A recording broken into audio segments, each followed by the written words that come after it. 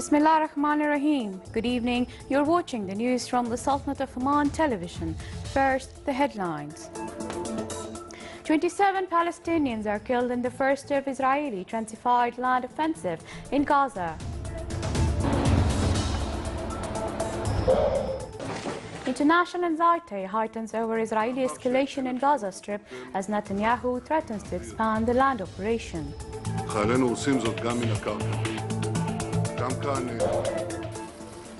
And world leaders demand international investigation into the shooting down of a Malaysian airliner with 298 people on board over eastern Ukraine.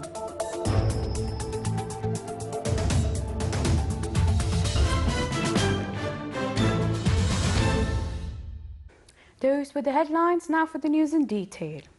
His Majesty Sultan Qaboos has sent a cable of condolences to His Majesty King Al-Mutasim Bil Abdul Halim Muazzam Shah of King of Malaysia and His Majesty King William Alexander of the Kingdom of the Netherlands on the victims of Malaysian airplane crash in eastern Ukraine.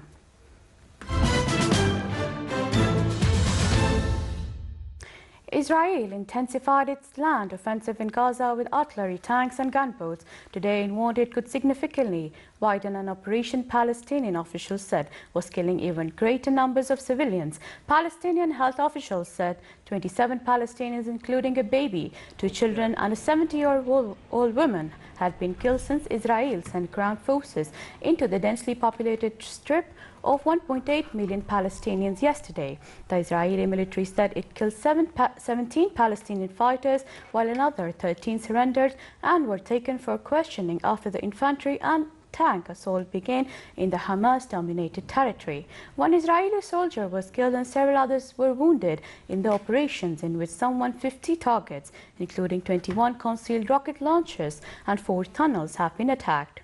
The land advance followed 10 days of barrages against Gaza from air and sea, hundreds of rockets fired by Hamas into Israel and unsuccessful Egyptian attempts to secure a ceasefire. U.S. President Barack Obama, speaking to reporters at the White House, said the United States and its allies are concerned about the risk of escalation of conflict in Gaza and that he is hopeful that Israel will continue to act in a way that minimizes civilian casualties. Palestinian President Mahmoud Abbas called on Israel to stop its ground operation in the Gaza Strip, saying it would cause more bloodshed and complicate efforts to end the conflict. He also called on the Arab group at the United Nations through Jordan to convene an emergency meeting of the Security Council.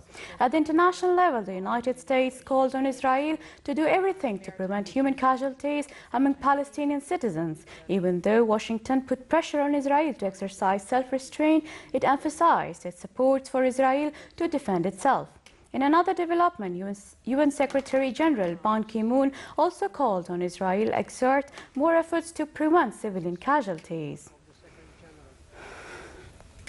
Israel's Prime Minister said today he has ordered the military to prepare for a significant expansion of its ground operation in Gaza.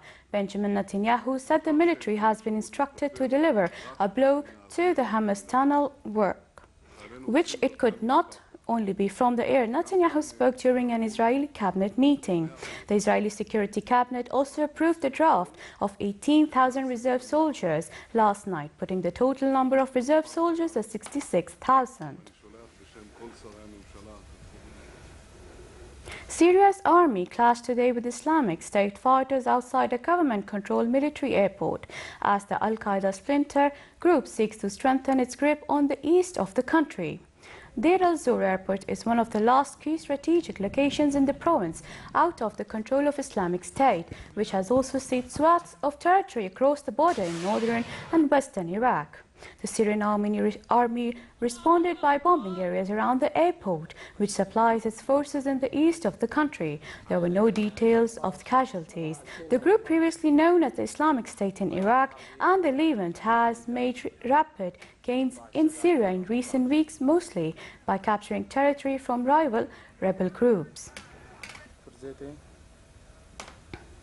World leaders demanded international investigation into the shooting down of a Malaysian airliner with 298 people on board over eastern Ukraine.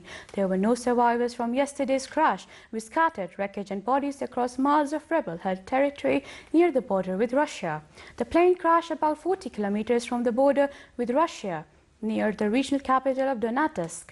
The plane's two black boxes, voice and data recorders were recovered. Ukraine said today that up to 181 bodies had been found. The airline said it was carrying 283 passengers and 15 crew. Ukraine has closed airspace over the east of the country. More than half of the dead passengers, 189 people, were Dutch. Iran and 6 world powers are working to finalize the terms of the likely extension in negotiations over Tehran's nuclear program beyond a July 20th deadline, and an announcement may come today. Western diplomats said officials from both sides have said it appears the talks will not yield a breakthrough by the self-imposed target date after 2 weeks of efforts failed to bridge gaps in positions over a deal intended to end a decade-long dispute. Iranian Foreign Minister Mohammad Javad Zarif said the talks, which resumed 2 weeks ago in the Austrian capital after 5 earlier rounds since February, would continue seriously until Sunday. Stay tuned because still to come in our news bulletin.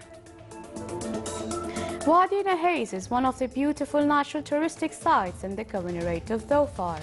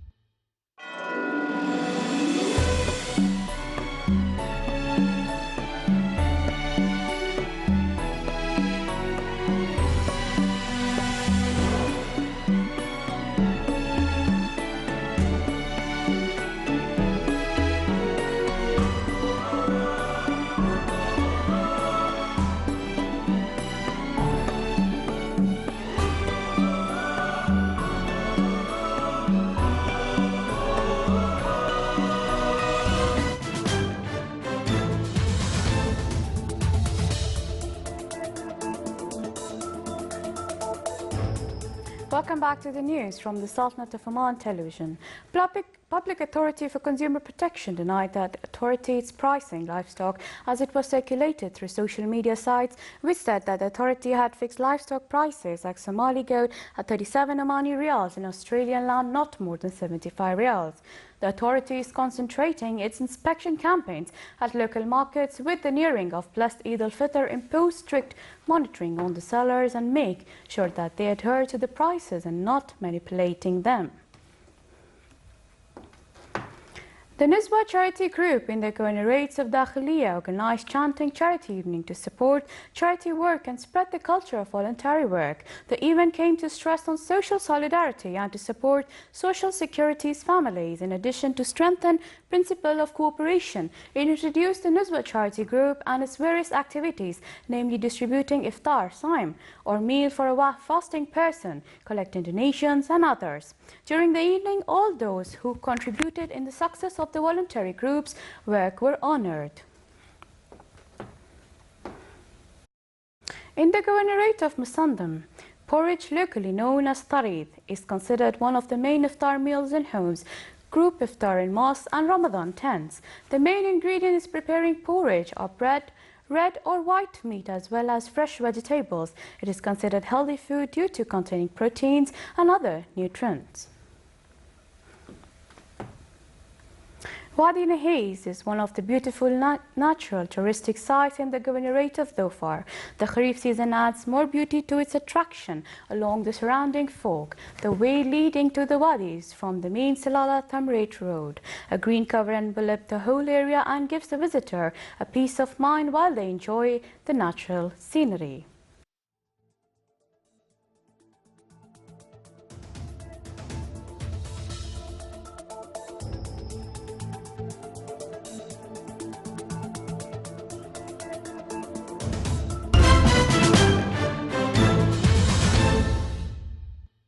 Here are the Ramadan times for tomorrow.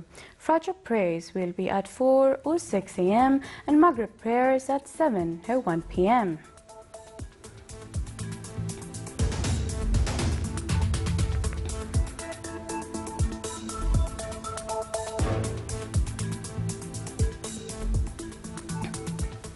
Now for the general weather forecast. Partly cloudy to cloudy skies will prevail over the coastal areas of the Governorate of Dhofar and nearby mountains with chances of intermittent drizzle, and will have cloud developments in the governorates of South Sharqiya and Wusta and may cause some scattered rain. Rest of the Sultanate will have clear skies with chances of scattered rain in the Governorate of Musandam. Occasionally thunderous accompanied by dust, racing winds over the Hajar mountains and nearby areas.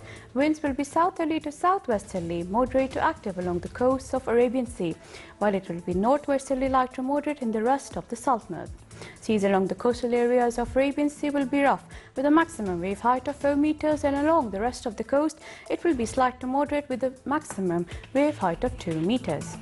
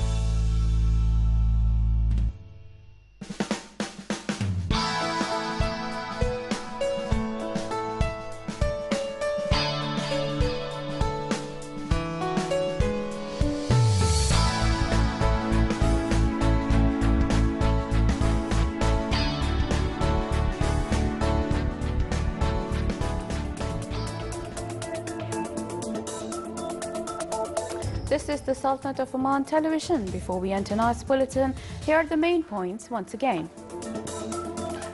27 Palestinians are killed in the first day of Israeli intensified land offensive in Gaza.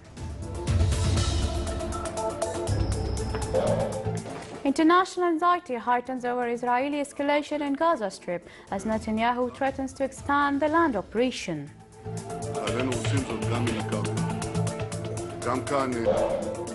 And world leaders demand international investigation into the shooting down of Malaysian airliner with 298 people on board over eastern Ukraine.